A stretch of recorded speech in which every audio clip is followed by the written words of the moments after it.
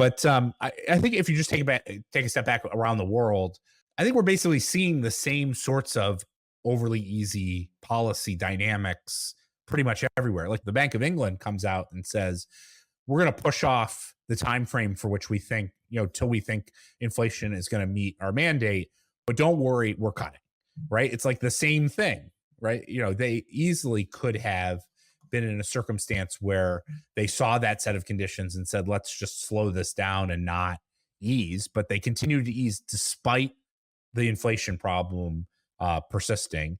And then really, if you look elsewhere, I mean, everyone's cutting and everyone's cutting pretty aggressively. Like China, is doing basically whatever it takes on the monetary side to support their economy. They still have a lot of effort on the fiscal side that's needed in order to actually deal with the deleveraging that's happening. But they're easing.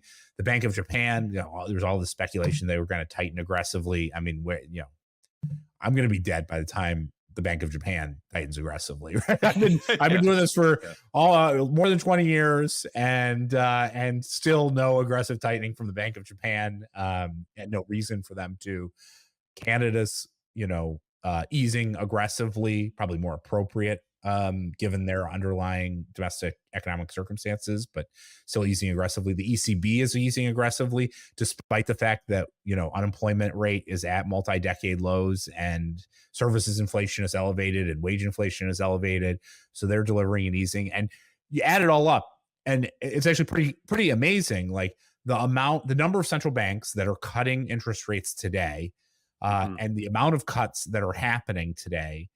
The last time this happened, other than the very acute March of 2020 period, was the middle of the financial crisis, October 2008.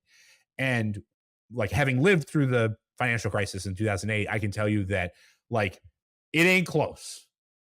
Like we are nowhere near what it felt like in 2008. And yet the level of aggression in terms of easing is roughly the same. And so you look at that and you say, does that make sense? No, that's a global over easy approach that we're seeing pretty much everywhere. Yeah, well said.